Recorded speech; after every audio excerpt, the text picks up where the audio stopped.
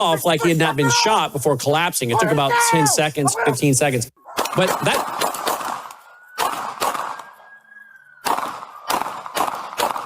There he goes. Now, you saw when he got hit that one time because 19 he kind of... shots. Okay, but I think it was like 18 shots before he got hit. How many shots? It's possible one... Go back and watch again. Watch the guy, Sharam, and watch him flinch at one point with his hand up, with his arm up before he... For the radio audience, the guy is beating somebody with a club. With a bat, yeah. Right there. There. You saw a little hesitation by him when but I think there was multiple shots before he was ever hit. 10 shots before that first one you mentioned, where the guy kind of flinched, where it hit him. So that's what I'm talking about, is that these guys don't train. They train on paper. They don't train with live targets. They don't train to go center mass, and their adrenaline. Yep. So and what now, we're saying, here's the question: where are those bullets going? There's a house behind him. And don't think that those bullets couldn't go in and penetrate somebody else, right? Right. So the bottom line is, folks, be prepared. You are your best doctor. You are your best security guard. You know, you cannot rely on the system. The system is breaking down. All right. We'll be back tonight. Erin Lavarco. Annie's already said she can join us. Sharam, can you join us? Check your text. I did. I texted back and said yes. Okay, he's good to go. Annie, I think, is good to go, and we'll let you guys know. But all of them back tonight with a very special panel with Erin Lavarco in studio. All right, guys, thanks for watching. Thanks for supporting worldviewfoundation.com. Take care. Colonel Rob Maness has a lifelong record of providing dedicated service to this nation. Having worked his way up from the enlisted ranks to full colonel, he served our country for more than 32 years. He has served as a bomber squadron commander, bomb disposal technician, Joint Chiefs of Staff operations officer, assisted the national security team with the campaign plan for the global war on terrorism. He authored the first theater nuclear war plan and served as the vice commander of America's largest airborne intelligence wing. Colonel Rob Maness is a true American hero.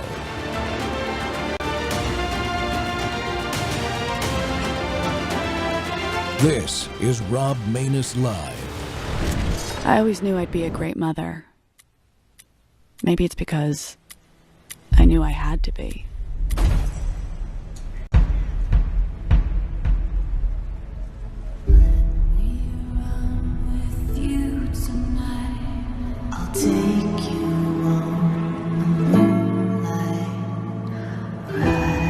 Sometimes years go by, then you're standing there and you realize you're not the same person you once were.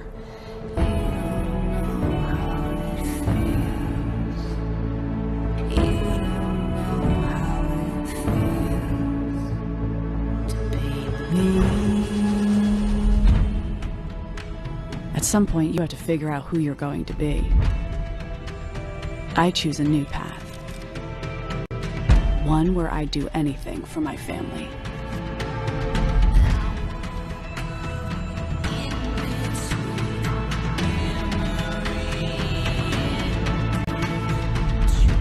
Because none of this was meant to be done alone.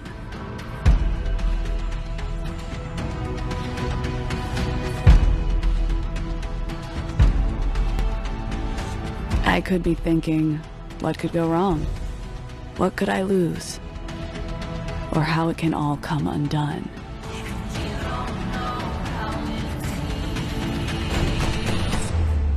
You can't let someone else decide that for you. You don't know how it feels. For what are we? Without our family.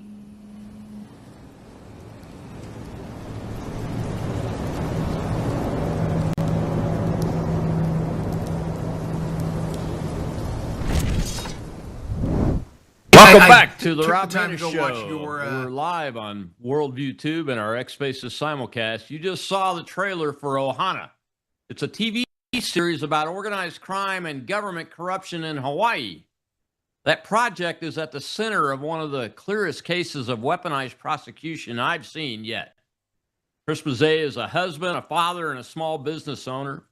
And during the pandemic, he and his wife, Erin, took out a PPP loan for that series. You guys remember that, right? Pretty much free money. They relied on the written guidance from the loan originator that projected payroll figures were acceptable standard practice in traditional SBA programs to get the loan. They were fully transparent. Most of the money was either repaid or never even used before sentencing. And yet federal prosecutors seized the family's assets a full year before any charges were filed. They forced the family home into foreclosure. They threatened to criminally charge Chris's 78-year-old mother if the couple didn't take a plea deal or if they tried to submit exculpatory evidence. 10 days after sentencing, federal agents showed up at the foreclosure auction and bid on the Mazzei home using money they had already seized from the family. The same government that called it fraud was ready to profit from more than $1 million in equity they had taken from this family. Erin has already served her time. Chris has been in Washington fighting to expose the truth. Now his surrender date is August 20th. This is what happens when the justice system is weaponized against ordinary Americans. It doesn't just take your freedom. It attacks every part of your life. And joining me right now to tell the story is Chris Mazzei. Chris, welcome back to the Rob Maness Show. Thanks for having me back, Rob. Man, that Ohana trailer is intense. And we talked about it a little bit the first time you were on the show, man. But what was it about it that would have shined a light on the underworld of Hawaii and its government corruption? Yeah. Watching that trailer brings up some good memories and obviously bad memories too. The series was, the main character was a fictional character, but we wanted it to be different. So we did a lot of research on Hawaii in the 1990s, just on the organized crime over there. I mean, it was running rampant, and then government corruption. And there's a lot of cases of bribery, especially, mobsters bribing politicians and all sorts of things. And I don't remember if I mentioned this on the last time I was on, but one of the cases had to do with a bribery case. And at that time, the AUSA that was handling that case, and I'm not saying he did anything wrong, but it just brought a big spotlight to the stuff that you don't see in the brochures and on the postcards about Hawaii. And that AUSA that handled that bribery case, what's the name?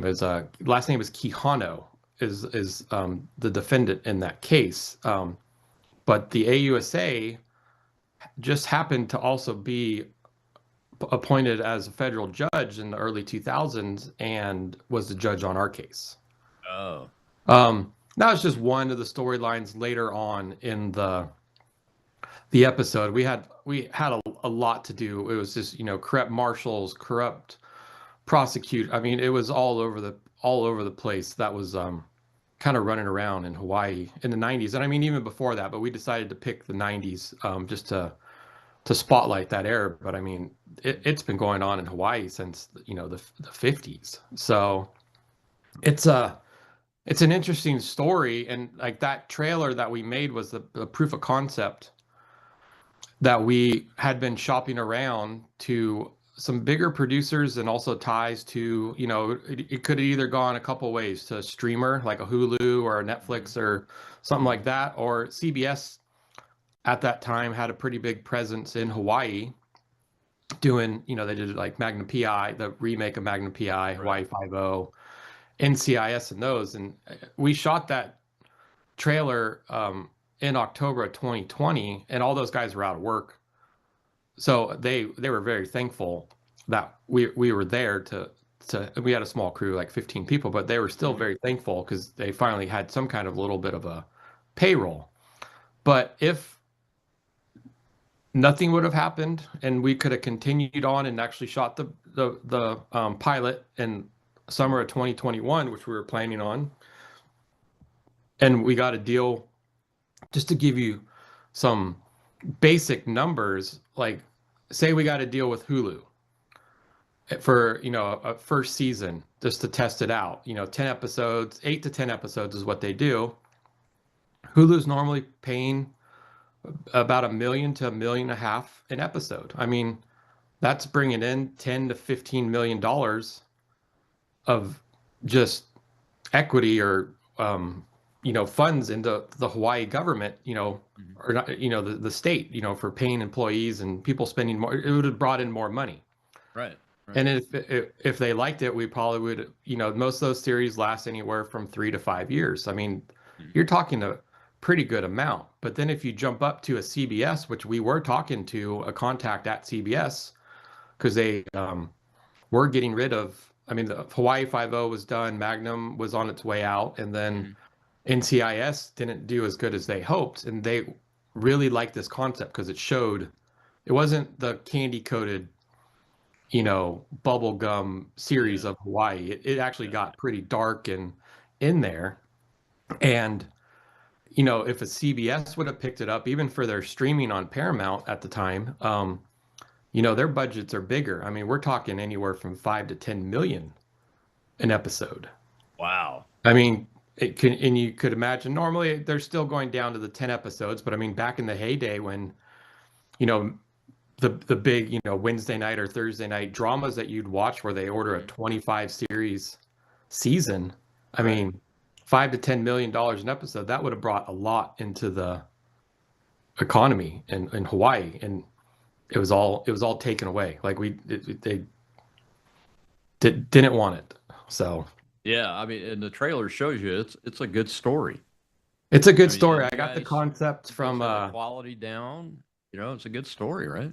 Oh, we got lots of compliments on the trailer, and even that song. Like we had to. This is before AI. Like we literally had a sound house in Hollywood recreate that song, the Tom Petty song, into that, just to give it more a dramatic feel. So I mean, it would have been a great show. Like I don't know if you've ever watched Ozarks or even some of the stuff on HBO. Like it would have been like that. It would have been a good crime drama, but it would have exposed a lot of true life stuff that was happening there.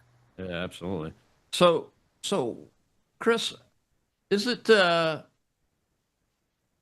these PPP loans that were going on, other entertainment companies were getting them, right? I mean, you guys weren't unique, right?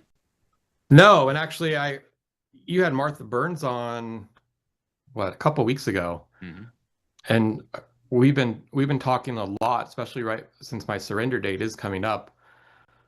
And she's been helping and kind of trying to expose a little bit more with someone that helped her with her husband's case to get a little more information. And she dug up and gave me some info, and then I've kind of looked at some more stuff. But there was a lot of production companies and studios, and even the big, agencies that represent, actors and directors and all that stuff that got millions and millions and millions.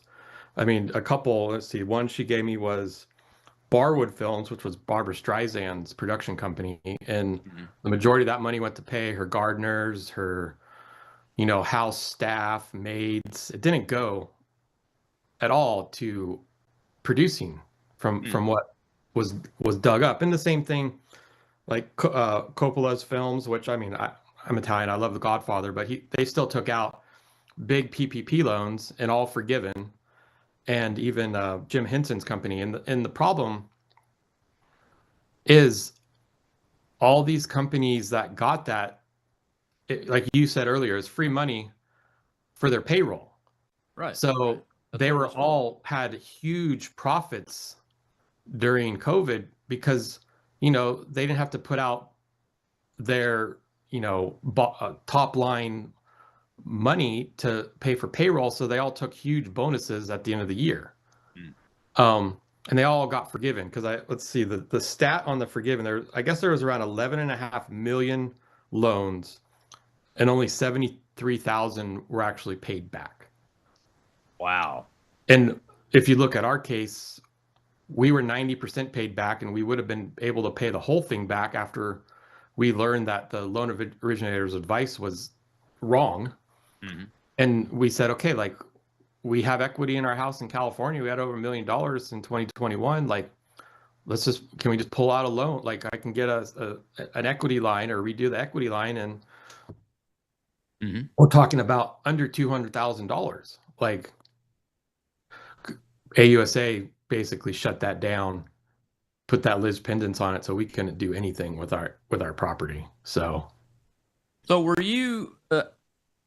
Let's talk dollars for a second before we go to this break, and then I'll ask you my next question. What was the size of your loan relative to these other big companies you're talking about?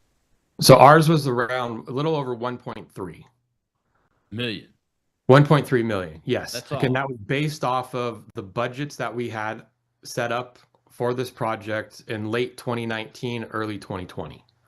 Like, it was there. We were working with another company called Buffalo 8 at the time that was doing the budgeting for us. And I mean, we have the whole budget. So we went off of that, looking at the below line employees, like, so it was all for payroll, and that's what that figure came out to. So it was based off of hard numbers, as opposed to the prosecutor saying this was a vanity project.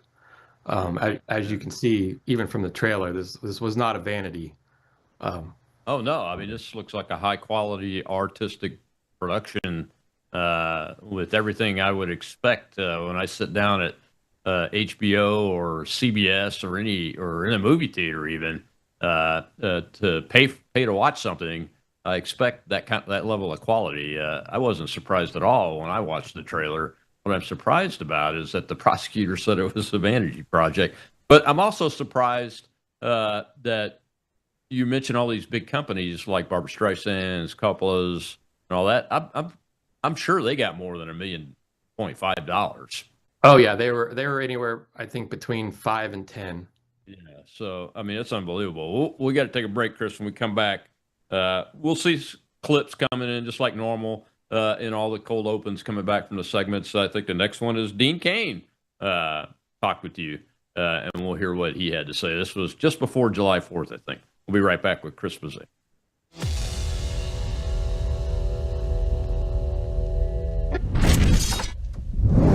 At a certain age, you stop chasing younger. You start protecting what helps you feel steady, strong, and well.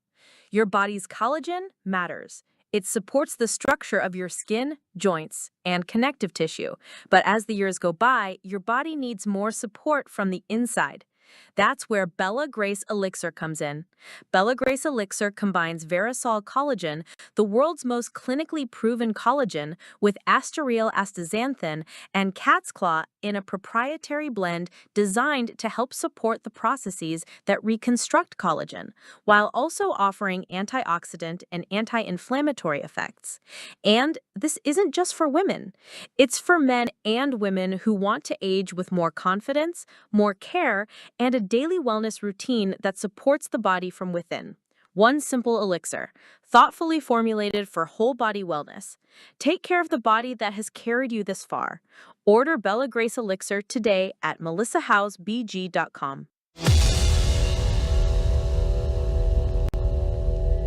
I took the time to go watch your interview or listen to your interview on Roger's radio show, and that was informative to say the least. Lawfare is insane. I retweeted something that you had put out there as well. So Ed Martin certainly has the inside track on all that stuff that's going on and what to do, and clearly Roger does as well. If there is a 250 pardon on July 4th, that would be phenomenal. I hope that happens for you, because I can't even imagine what it's like if you'd have to go in for the 36 months or whatever period of time they have set. And I was looking at all the stuff around your case, and some lawfare for sure going on there, my friend. So I'm rooting for you. I checked out your handle, and I'm going to check out the video that you sent as well. But I hear you, brother. I'll be in DC in a couple days, actually. So I'll be speaking to some folks. I'll see if there's anything that I can do to help out, because it sounds like a terrible situation. And the lawfare, I cannot imagine what that's like if it's aimed at you with the federal government. And clearly that was the last administration. So we'll see what this one does. Wishing you the very best, you and your family, my friend. Be well. Welcome back to the Rob Maness Show. We're live on Worldview Tube and our X Spaces simulcast. Well, you know, the title of the show today is Weaponization of the Justice System. It attacks every aspect of your life. And my guest today is Chris Mazzei. He and his family, his wife's already done her prison sentence. His wife, Erin, he and his wife both were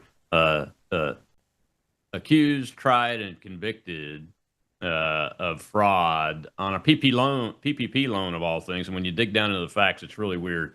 Chris, do you think conservative people?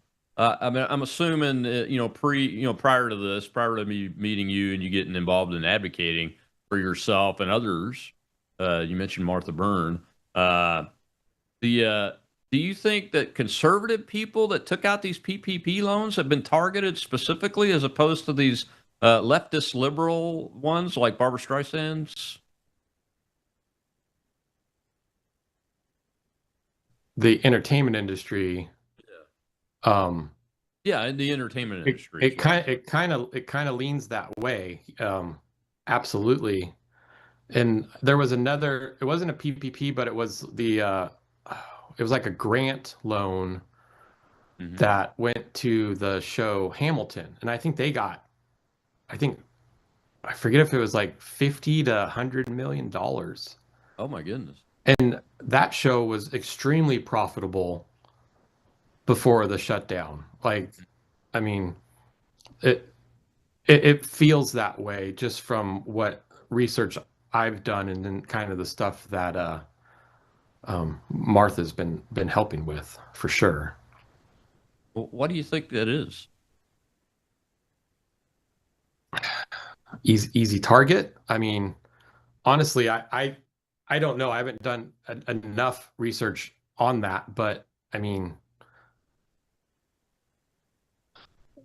if you look at a lot of these prosecuting cases, even outside of PPP, you've met a bunch of people. They're all very conservative, all supporters of Trump. So is it a way to just shut down his base? I mean, yeah, it is a little strange.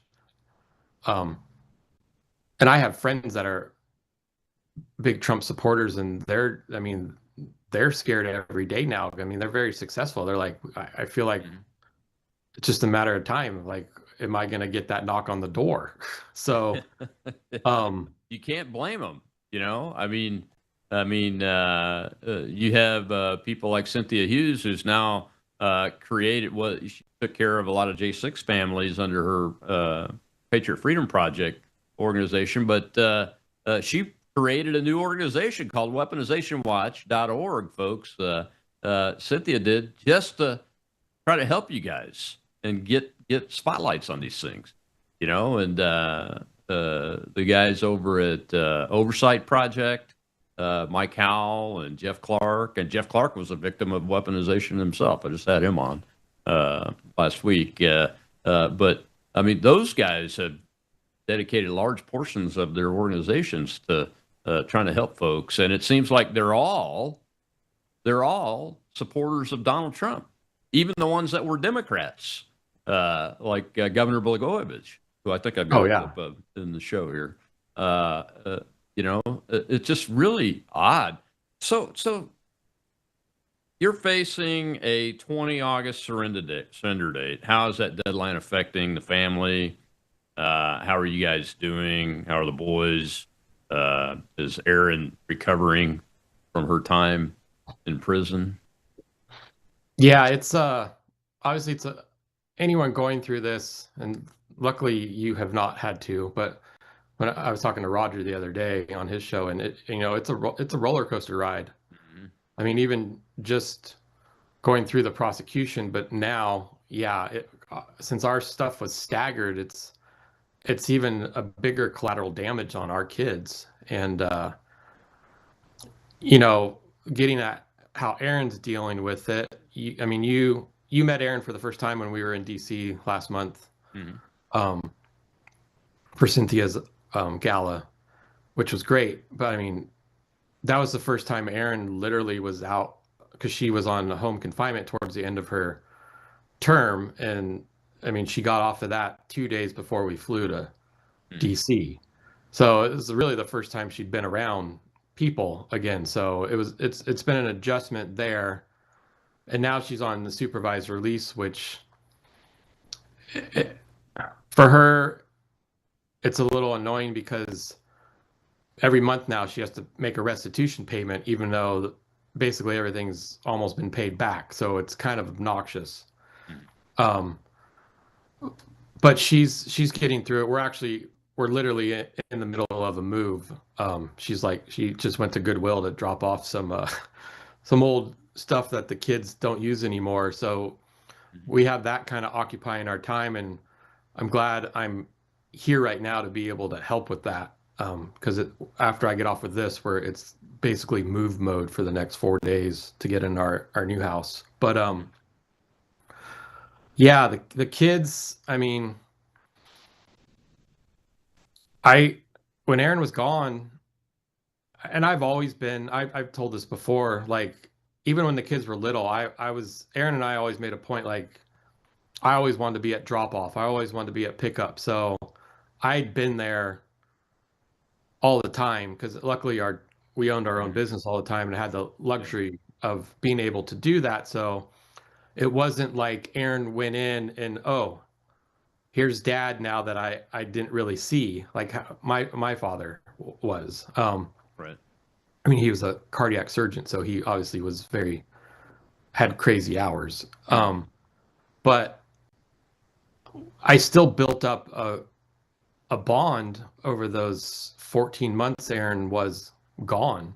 Mhm. And our oldest Luca, he started to deal with some anxiety, and before Aaron left, he was the happiest kid in the world, like giggling, friendly, silly.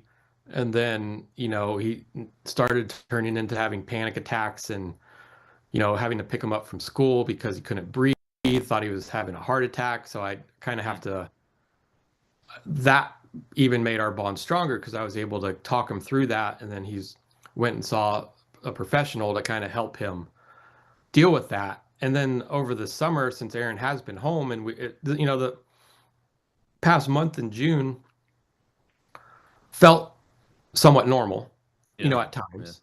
Yeah. You know, we obviously we took everybody out to DC, and right when we left DC, we went to Disneyland and to Huntington Beach for a couple days as a little mini vacation because we didn't know if we'd be able to do that later on in the summer.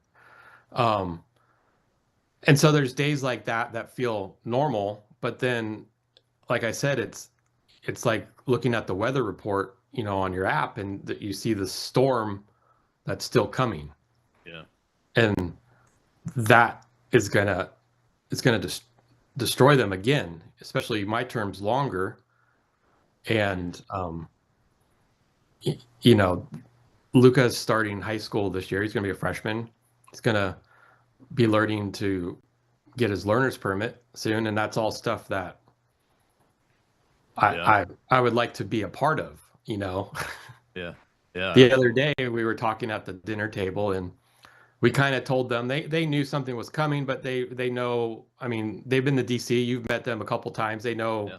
we've been meeting with people that are important and doing, advocating and just trying to push for a pardon or even some kind of clemency. And Yeah. but they still knew like mom's home. Like there's still that possibility because obviously we haven't said, hey, we got a pardon, but you know I'm Italian. I like to cook. Aaron and I owned a big catering company as well, besides doing movie stuff, and I was the chef, and I usually do all the cooking. because it's a stress release for me as well. Right. And, Yeah. you know, what our youngest, Nico, said, well, who's going to cook and how are we going to get anywhere? Because you don't drive, Mom, because I always, you know, I'm always the one driving. And she kind of started laughing at it as well. But she's like, oh, well, yeah, there's a lot that's going to be going on when you're the pseudo single parent again. And I mean, I went through that while Aaron was gone. You know, I was telling on Roger's show the other day, I'm like, during the day, I would go and do the work at our gym that we own, but then the rest of the day, I need to fill my time. So that's when I started doing a lot of the advocating, cutting commercials, buying billboards, and all that stuff. But I also found myself talking to myself throughout the day because Aaron and I have a unique relationship where we work together, but we also are married. So we're always together. And other couples would kind of frown their face at us because they don't have that kind of relationship. But our relationship is unique in that way, and we were best friends before we even started dating, so we have a special bond. And I kind of was telling her, like, the stuff I was doing at home while she was in the camp, and obviously trying to say what I was doing here has nothing compared to what someone is going through inside a facility. But you know, now the roles are going to be reversed. And even for our business, I mean, there's stuff that she just physically can't do. You know, for lifting things and fixing equipment and all that kind of stuff, that it's gonna put a strain and possibly even on our finances. So, Oh yeah, no doubt about it, man. Well, we got to take another break. When we come back, I want to get your take on how Erin maybe be able to help you prepare to go in now that she's had the experience and what you guys are talking about in that regard. I'll be right back with Christmas Day.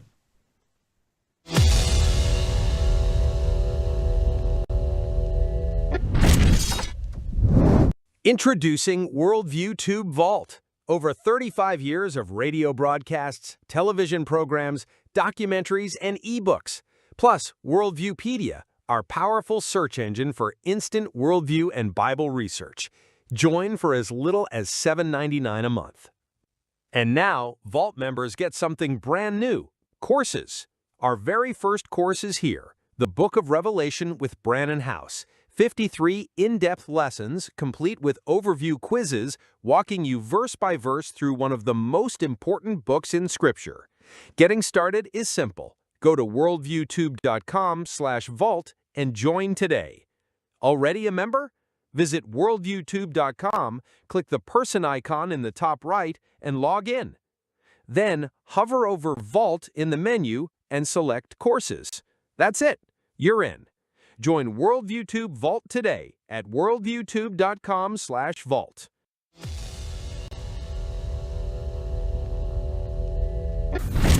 Okay, my friend, all the best to you, as best you can. Wishing you a happy holiday season. It's a real hard time of year when you're facing what you're facing. I know what you're going through, but you'll get through it, man.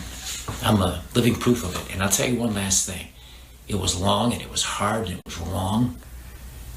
And I lost a lot of time. I missed my children growing up, which God willing won't be the case with you. But I missed it. But I'm back in this new beginning that Trump gave me. And I've been back almost 5 years now. And I gotta tell you, there is life after this. What you're facing, there is life after that.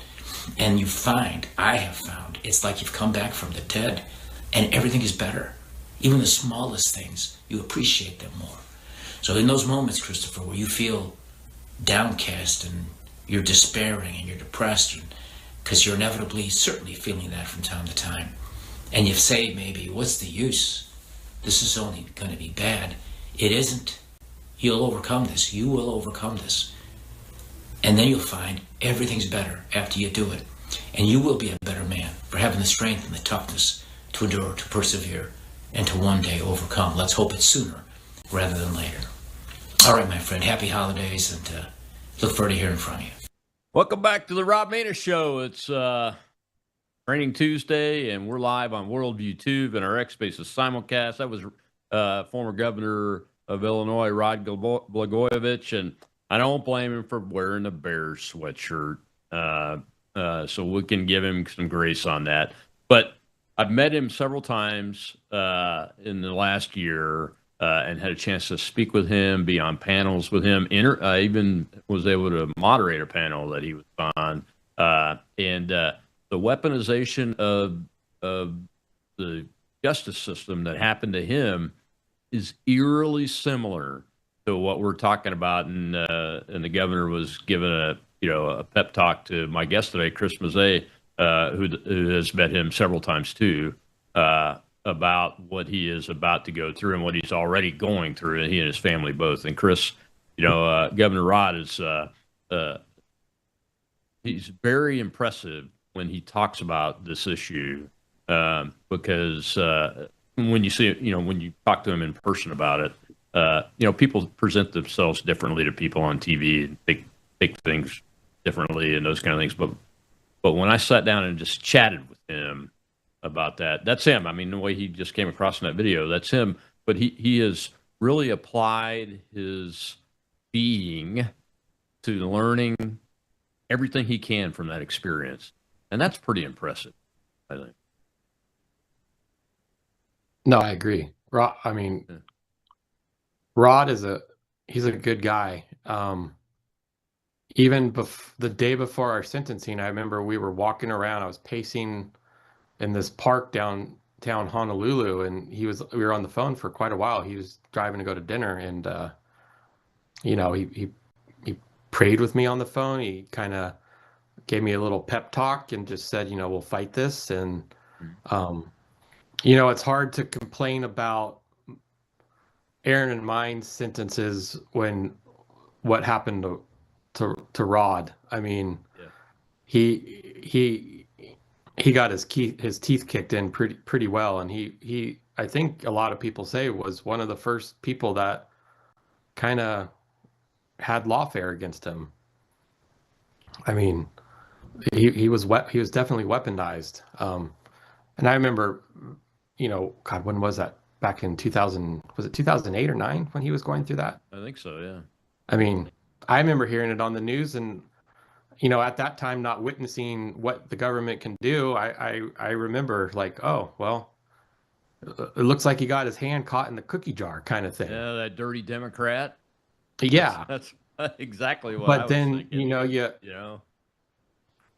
My wife went to Cal Poly, which is here in San Luis Obispo, and it's learned by doing. So apparently, we're learning by doing, just exactly to how the system, as even Donald Trump says, it's corrupt. I mean, so yeah, exactly, it is. So Erin's learned a lot. She's like John the Baptist was to Jesus, going before you and preparing the way and everything. And as you get ready for August 20th, are you guys talking about what she learned? Is she giving you things to think about, to do, those kind of things? I mean, you kind of have an advantage. Yeah, over her I mean, experience, right? I've heard stories. There's obviously differences between the female camps and the male camps, but obviously the day to day, she got a job right away. She's like, she got it in the warehouse because she knew that was kind of a pseudo 9-to-5 job, even though you're a little earlier and you get off a little earlier, but it takes up most of the day, and it helped it pass. Mm-hmm. And then just kind of knowing how horrible the food is, and the random lockdowns and all that stuff. So yeah, I think I know fairly well. And then I've also been talking to I think you met Reagan Kale. Yeah, her husband is in Lompoc right now, which is somewhere I might end up going to, and he's been giving me more info because there's things that I've never heard about, like cars where it's like different groups stick with each other and all that kind of, it's like not really a gang, but kind of a gang, Mm-hmm. even in the camps. So, but then you hear, I mean, when Aaron went in, I knew nobody in the federal government for the most part. I knew local good friends with our local, the main sheriff and stuff like that. But besides that, I had to basically, and that's why Erin went in first, because she knows I'm able to, I have that drive. So I was able to make connections, and besides just working on advocating for a pardon for us, we were at the Capitol back in, it was at March together, you and I, after the panel you were just talking about with Blagojevich, and Bill Marshall, the head of the BOP, was there with Todd Chrisley, and I had become friends with Todd a little bit earlier. So Todd introduced me to Director Marshall, and he was very candid with me and talking and open on all the stuff he's trying to fix, because these facilities aren't listening, and it kind of comes down to the different types of credits. And Erin, she got screwed on her credits. She was in there for 14 months, but the problem is there was the First Steps Act that Trump put into play in his first term. And then there's the Second Chance Act, and these are all things that I've had to learn. And I'm not going to say I'm an expert on it, but I know pretty damn well how they work. And the problem is the case managers in these facilities will follow the First Steps Acts when it's directed down by central BOP. But when it comes to the Second Chance Acts, and that's basically, let's give an example. If you get we'll do my example. Say you get a 36-month sentence. With the First Steps Act and the Second Chance Act, all that stuff, and if your violation wasn't something violent or sexual related, white collar, basically, like what Erin and I are dealing with, you should realistically have about 9 months at a camp.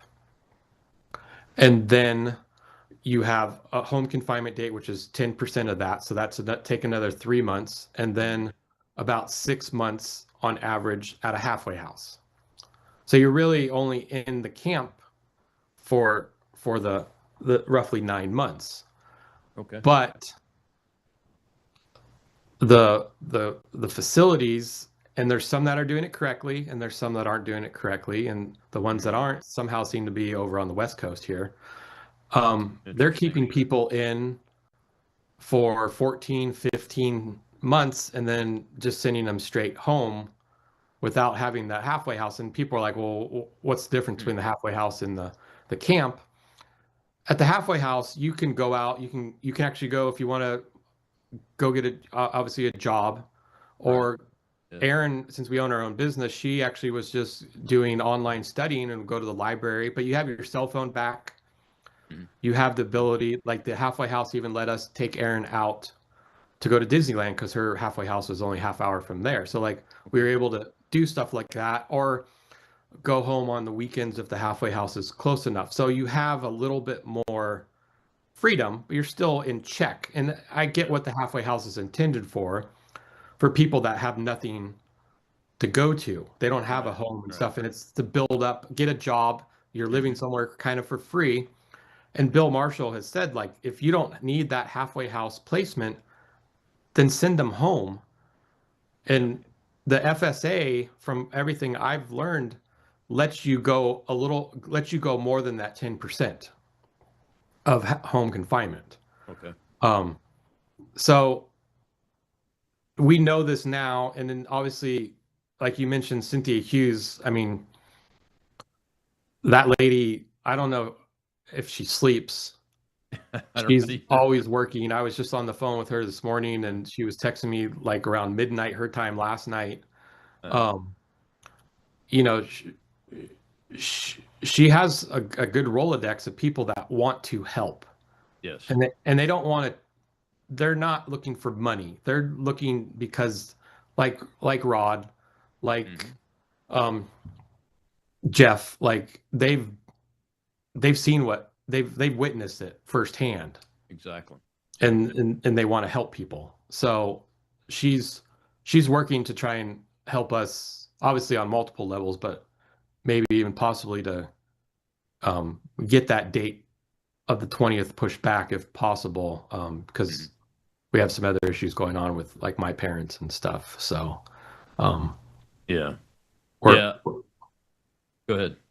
so we're hopeful, but obviously nothing's ever guaranteed until check clears. Nothing is ever guaranteed, Chris. Doesn't matter. You know, I've had like 3 deaths in my inner circle of friends and family in the last 3 weeks. As a matter of fact, that came totally out of the blue. You know, I mean, it's nature, I guess, the nature of things. God gives us tools to get through things, and then these things come flying at us out of nowhere, it seems. But you mentioned Cynthia, and I can't say enough about her and her family, and her. She's tireless. I can't keep up with her for sure, and I'm pretty active, man. Well, we got to take our last break. When we come back, we'll see another little clip. But I want to ask you about your parents. If you're okay talking about it, and some of the things that you're dealing with them, because I know they're having challenges. We'll be right back with Chris Mazzei, a victim of weaponization of the Department of Justice. I'll just say it right out loud.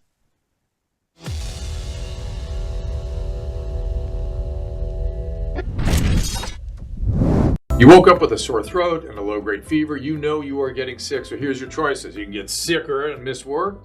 Try to see a doctor this week or sit hours in a crowded waiting room at urgent care. I have a smarter option for you. Open your medical emergency kit. Match your symptoms to doctor-recommended prescription in your booklet and take the right meds now and get well faster. This is not a first aid kit. It's like having an urgent care in your home. It includes doctor-prescribed medications to treat over 39 medical issues like respiratory infections, strep throat, pneumonia, UTIs, and more. No waiting to see the doctor and no standing in line at the pharmacy. It's right here. Every home should have at least one medical emergency kit, and here's how to order. Go to worldviewhealthcare.com. Your kit to treat dozens of common and serious illnesses is rushed to your door. worldviewhealthcare.com. That's worldviewhealthcare.com. The emergency kit available at worldviewhealthcare.com. Make sure you don't have to go to urgent care. I got pneumonia. I didn't have to go. I took this last year. Stayed at home. Went to bed.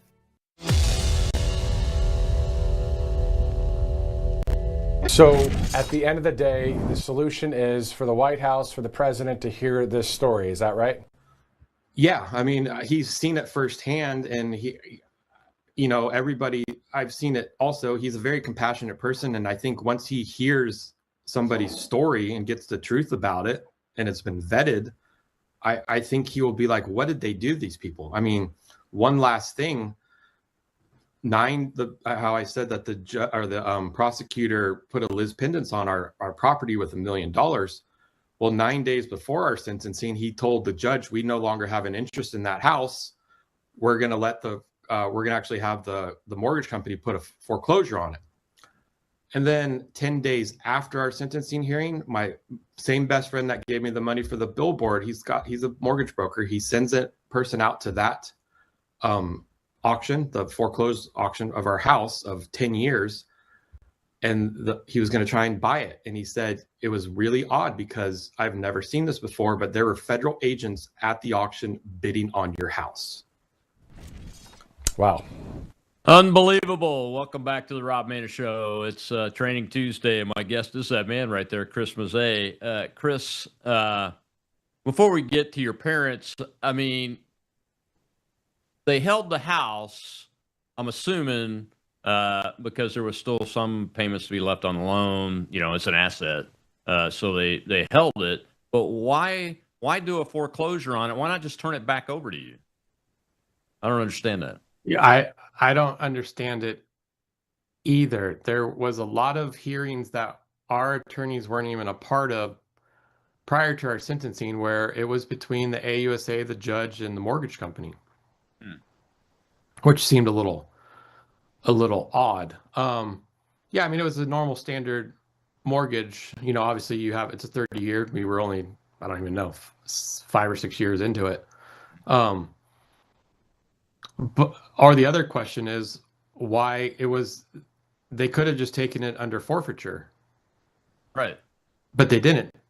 They let it go in that forfeiture, and then they went and sent someone to the house to buy it, or to the auction to buy it. Like every time I've talked to multiple people, and I've talked to quite a few that I've met through Cynthia that you still know, and I'll tell them about our story, and then I'll say that part, and they're like, "Wait a second, okay, I've heard some horror stories, but this one, once you mention the stuff with your house, kind of tops the cake." And even at that sentencing hearing, Aaron asked the judge, what about our house? And he flat out said, it's in the transcripts, I don't care about your house. Which was after talking to some other people that had Liz Pendens put on their property at the sentencing hearing. The judge actually, said, okay, you guys can keep your house. It's just going to, part of it, the funds that we think were used for it will go towards against your restitution. But I'm not going to kick you out of your house. Right. So it seemed very intentional. And I'm sure we'll never fully know why. So let me make sure I understand this. They kick you out of your house, and it's not really necessary, because they've used it for what they needed to do, and then they have the mortgage company foreclose on it, which is not really necessary because they could have taken it through asset forfeiture anyway. And then at the auction, federal agents show up to bid on the house. Yeah, I was surprised because, like I said, in that interview with Matthew Olivares, who's a great guy as well. My friend went out to the auction, and he's like, well, you have all this equity, I'll just buy it and we'll work out a deal. You guys can stay there, and if you can, you want to buy it back when you get through the tail end of all this, BS, like, we'll do something. And he only had so much he had like $1 million he could spend, and it went for 1.2 back to the mortgage company. But yeah, basically from the text messages he sent, like, sounds like they bid it up to right around what was seized from us, like around 1.1. That was either seized or paid back on the $1.3 million loan, so the PPP loan. So it was just kind of shocking. So we think the federal agents were using the government money that they had taken from you guys that now is government money to make the bids on the house? I'm just trying to understand. That's what it kind of sounds like based on based on the dollar amounts of what they were bidding. I don't know where else they would have gotten the money. And like I said, that's above my pay grade to even find out. I know Kash Patel, I wrote him early last year, and he did his secretary did send a letter back saying he was forwarding all the concerns that I had with backed up documentation about our case to the LA field office for the FBI to basically investigate the Hawaiian district about our case. But yeah, so this was FBI agents, the federal agents that I don't know. I don't. There was no FBI ever involved in our case. It was IRS. And they were in California, not Hawaii, right? No, from my understanding, they kept flying them out from Hawaii over here, even when they gave us the target letter. Oh, they were IRS agents from Hawaii flown into California to bid on your house. That's what it sounded like. Yeah. None of that makes any sense whatsoever. Can't your attorneys find out what the heck was going on? Well, unfortunately, our attorneys before were very, very useless. And thanks to Cynthia, Bill Shipley has come on the past month just to help with my status hearing that I had a couple weeks ago, and then hopefully to go further with some of these other issues, and maybe even for pushing back our surrender date because of the health concerns. So yeah, so let's get to that.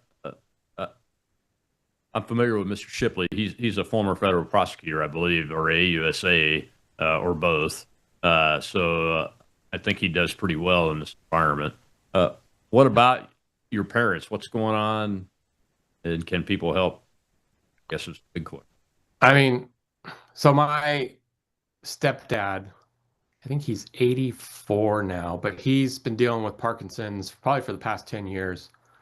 And he's now late stage Parkinson's. So, I mean, he was just in the ER again last night, but he was actually there a week ago. It was on a Saturday, not this past Saturday, the Saturday before. And he had to stay in the hospital for almost a week due to some complications of that. But I mean, that's taken over. It's a battle. He's falling all the time just from that, and then it's now affecting his memory and his just able to do stuff. And luckily, we only live a few minutes from my parents' house, so anytime anything happens, I usually have to go over there, or I'm over there a lot just to help with everything, because my mom's rheumatoid arthritis and other health things, and she's 78, like you said earlier. It's not a good picture. And then you add into the mix my aunt, her only sister, just passed away a couple months ago, and when you're at that age, your mind isn't as sharp as it used to, and she's got to figure out how to sell my aunt's house and go through all the stuff that have accumulated in that house for the past 40 something years. Mm-hmm. It's a lot, and they don't have the funds to hire 24-hour care, which Reese is my stepdad's doctor says he needs. So, it's kind of all falling on me, and especially right now, hoping that I can stay out a little bit longer to at least help my mom get my aunt's house sold, and that would give them a little bit of boost in funds to hire some extra help. Or looking at the bigger picture, obviously we're hoping, through all these different avenues, President Trump does look at our case and goes, wait a second, what's going on? And then and steps in. So yeah, what is your case is in the pardon office? Is that right? Yeah, it sounds like Ed has the case. I don't know, or the file. I don't know where it is in the scheme of things. But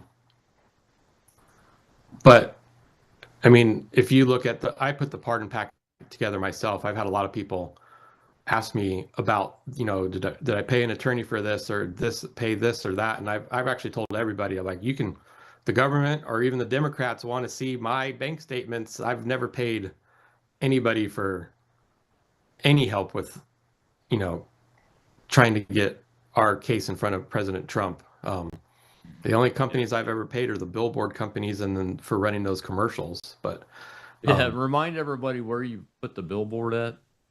So last summer, I had the idea to put a billboard by Alice Marie Johnson's house in Mississippi. So I did that, and that's actually how I made contact with her, and she had me send the full pardon packet that I put together. It's about 140 pages long. Has it's not just me accusing the prosecutor of all this misconduct and the Brady violations. Like, it's backed up with hard documentation as well. Right. So that's how I got to Alice, to be able to kind of get our foot in that door. And then right before Thanksgiving, I had saved up money again, and I put one right on, I don't know the freeway number, but basically the route President Trump takes from Donald J. Trump Airport to Mar-a-Lago. So that was up for about a month over Thanksgiving into the early Christmas season, when we knew he would be going back to Florida on the weekends. So yeah, I had this unique way of trying to think outside the box, and I almost had to go more back to an analog version instead of the digital world we live in to try and get noticed. So hey, I think it's brilliant. I think they were brilliant ideas, and I think you've dealt with this in a way that most people would not be able to, Chris, between you and Aaron, and taking care of your boys, parents, Yeah, and her parents, those kind of things. So you mentioned y'all are moving. Are you going to be still as close to your parents? Yeah, we'll once actually you're be closer. inside? Okay. We'll be closer. We're only moving about 7 minutes from where we are now, but it's actually closer to my parents, the kids' school, and the gym we own. And then when Luca does have to start learning to drive, he won't have to go on a freeway like to drive to school. It's all just surface streets. So that was another plus. That's a good plus. You might consider buying a Tesla for Erin since she doesn't drive. The Model Y. We have a Tesla. So okay, all right. But yeah. I want them still to learn how to drive. Well, at least the kids. Erin can drive. She's driving right now. She's got my pickup truck. Outstanding. Well, I've got about a minute left, man. Tell folks what you want them to know and how they can help you guys. Yeah. So my philosophy right now is I think I've done as much to get it to the pardon attorneys and even hopefully the White House. But if you want to take an example of Alice Marie Johnson, she tried to get a pardon twice under Obama. And it didn't happen. But then when Kim Kardashian stepped in and used that celebrity, that's I think what got her to the finish line. And that's kind of what I'm trying to do. Like, thankful to Dean Cain and Todd Chrisley's even done some stuff. But, your listeners, try and find those, right-leaning, actual smart and no common sense celebrities, which are kind of far and few, but and just try and see if they'll help, because I think that's gives the pardon a good noise instead of what the Democrats are trying to do right now and saying how it's horrible. Absolutely, man. Well, thank you so much for spending more time with us. We're praying for you. I talk about it every day about praying for folks like you and Erin and your boys, and we will do what we can to continue to keep this story in front of everybody, just as I always have. And you got my number, so yeah. Well, we appreciate it. And my father-in-law really enjoys hanging out with you too. So, well, I appreciate him reading the book, and you too, by the way. Yes. Thanks a lot, Chris. God bless you, and keep your chin up. Thank you. All right. Tomorrow is Whistleblower Wednesday. Retired Army Lieutenant Colonel Ed Kennedy is here to talk about his latest article calling out the Marxists at West Point Military Academy. Yep, they're still there and have been for quite a while. I'll see you then on the Rob Maness Show.